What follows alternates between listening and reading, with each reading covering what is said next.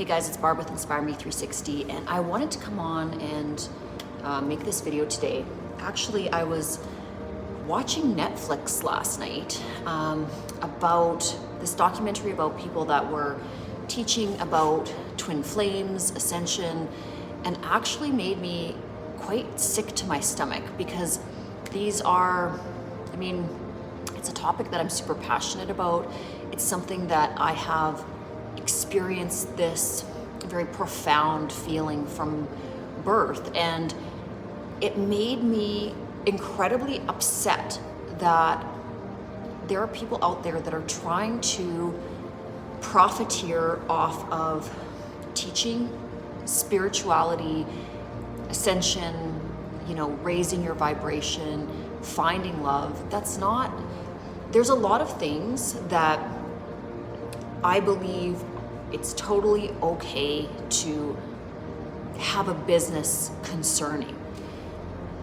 I don't feel that one's soul and the energy of love is something that anybody should be earning money on or suggesting that they are the ultimate knowing of any one person's spiritual path or their journey in love. And again, I was actually super bothered by the show. I couldn't even watch it. So essentially, again, anything that I ever teach or talk about or information that I'm giving, I never want to present it as the only way or the way. This is my own experience, and I'm teaching these things and guiding for free. I will never ever charge for the wisdom that I have. I feel like that, there was a reason why Jesus went into the churches and was flipping the tables when churches were collecting money. It's the whole purpose of helping others and the energy of unconditional love and, doing the right thing in that regard, whether it be for spiritual purposes, your soul's growth. I don't get it. I don't think that you should ever be charging for spiritual courses. And again, I'm going to kind of put a caveat on this, but we also teach like Reiki and some of those sort of healing modalities at our schools. But even with that, I think it's really important to understand from an energetic perspective, even when we're dealing with Reiki and the chakras and energy clearing, when you are paying somebody to do a service like that, you're not really healing yourself. You are basically taking the energy of that practitioner, okay? Because we all have this auric field and we all have these energy centers, and in the palm of our hands, there's also an energy center. Now, if I am going to do a healing, a treatment on somebody, yes, the energy that I emit is going to affect their auric field, and it's going to perhaps allow some movement in the chakra system. But as soon as myself, the practitioner, moves away from the auric field of another individual, it's not like I've changed their chakra system. The only individual that can change what's going on in their energy body is that individual person.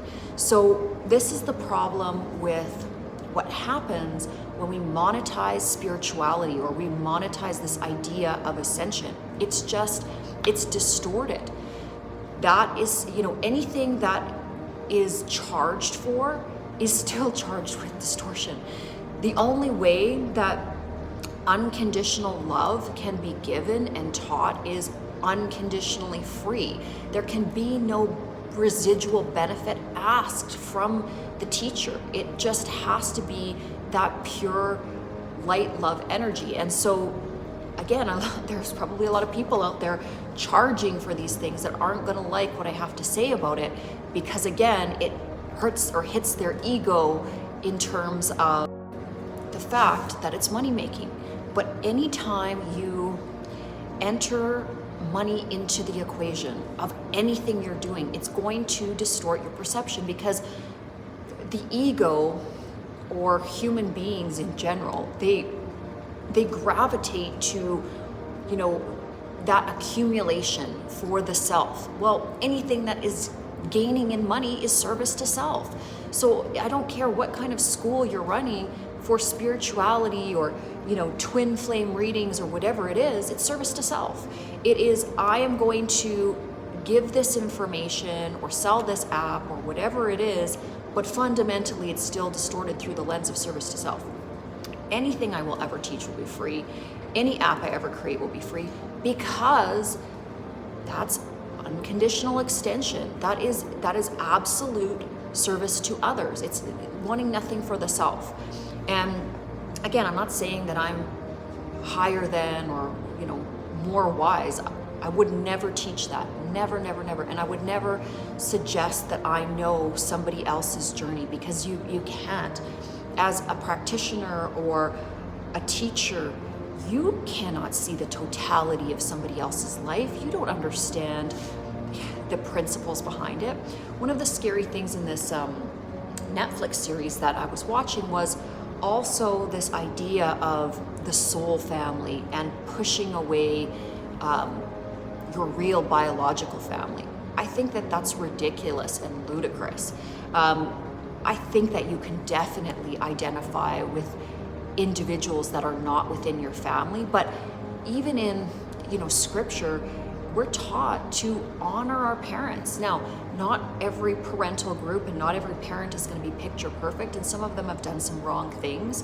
Some of them have done some very wrong things, but you still have to reside in that energy of love, and you still have to, even if it's at a distance, sometimes you do have to put up those barriers, but it shouldn't, I don't think, and even in my studies at university in psychology,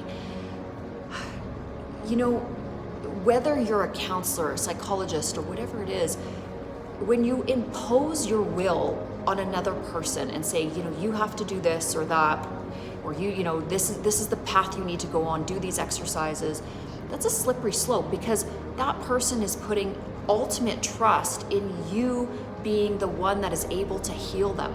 And the problem with that is that the only individual on the face of planet Earth that is most accurately able to help heal a person is that person. That person. So the I am that I am knows everything about me, knows every distortion, every mistake, every victory, all of my strengths, all of my weaknesses.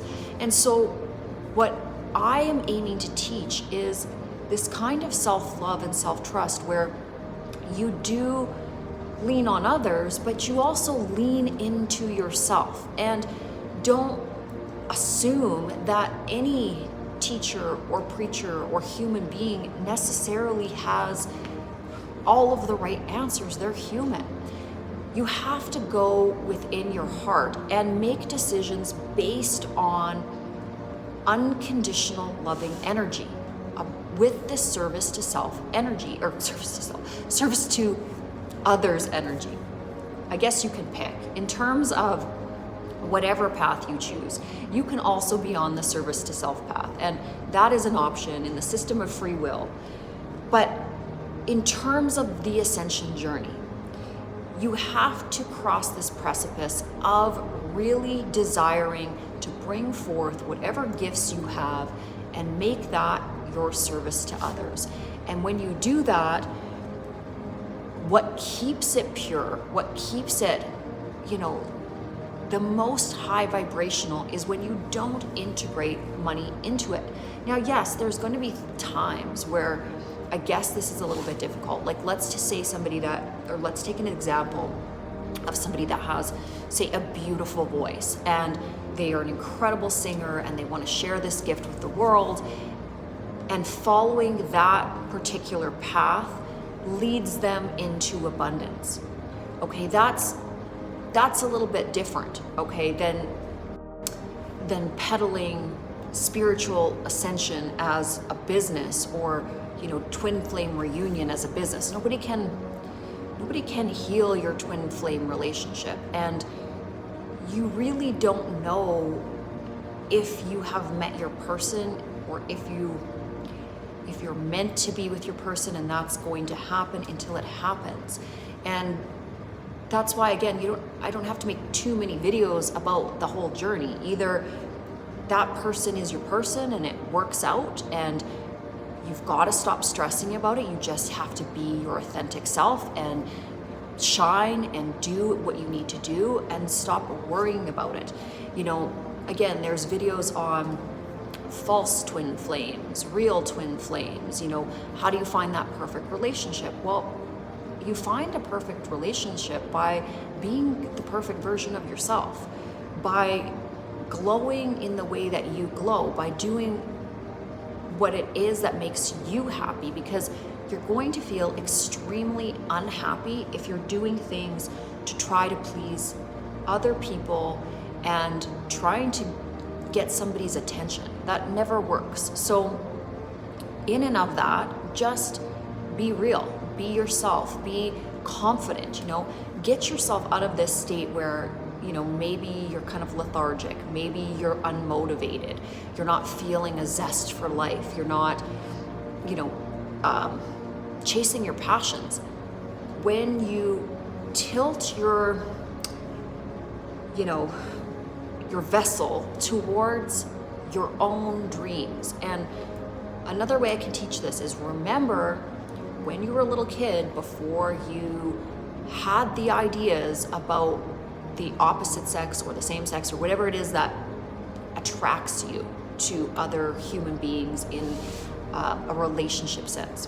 You just did you had fun, you were the totality of whatever it is you were born as. And you loved the being and the doing and the experiencing. So get into that childlike energy. That is, again, part of the ascension path, is being like a child, moving away from this constructed, restraining, stifling adult mindset, this mindset where we forgot to dream, we forgot what was beautiful, we lost ourselves in all of the complexity. The ascension path is not complicated. It's extremely simple. It's just returning to a state of joy and purity and childlike innocence in a way that you interact with all other beings from this lens. And it's the lens of unconditional love. There's times where you'll put a bunch of children together and sometimes they, kind of bicker. But I also remember being a child and just being excited to go to kindergarten and loving everybody and hugging everybody and just not seeing any differences. Those things didn't matter. We didn't put labels on each other. We didn't look at skin color. We didn't look at all of these, who had more money, who had this. It doesn't matter to a little kid. Little kids just want to have fun. They just want to interact and be silly and experience life and explore and, play make-believe. And really, isn't that what following your dreams is fundamentally anyways? Isn't it just having an idea and dreaming big and taking that big dream and seeing it come to fruition? Again, along the road, you're going to have a lot of individuals that may not be in the same vibrational space that you're in. Who cares?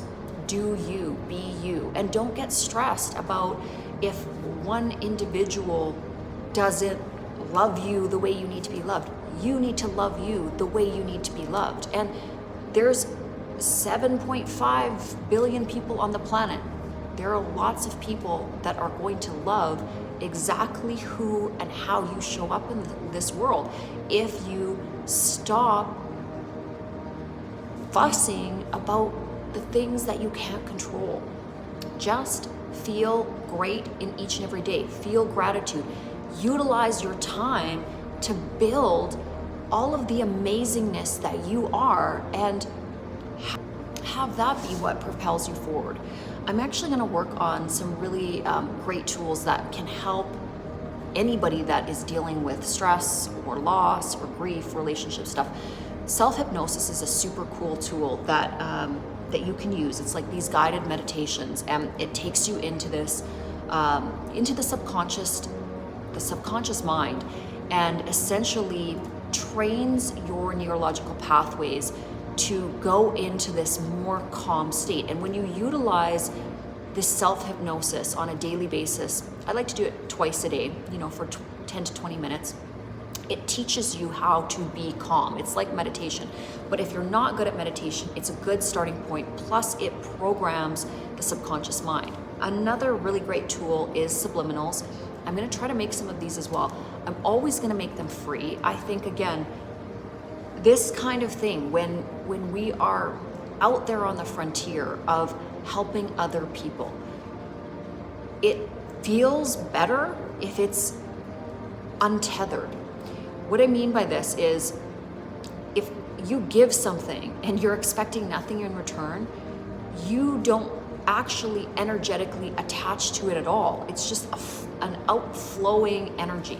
You don't sit back and wait for the money to come in.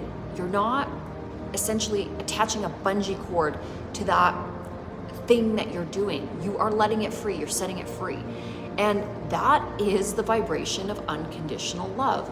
Not wanting anything from the other, solely giving because you know that the light that you have or the gift that you bring will help create change and lessen the distortion or lessen the pain and suffering in the other person. And that is the gift.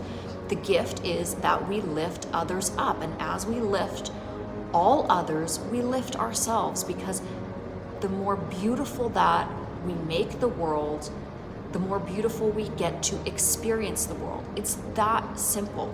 And when we can come from a place where this is the genuine spirit of our doership, then we're actually hitting a home run in that.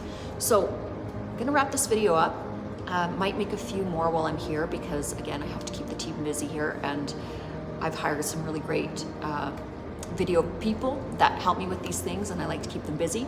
So have an awesome rest of your day, and please remember not to invest money in things that, again, don't make sense to invest money in.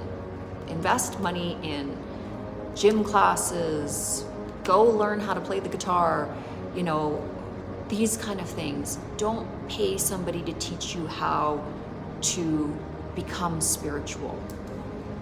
Read a book. It's free. Well, it's sort of free, but just my 2 cents on that.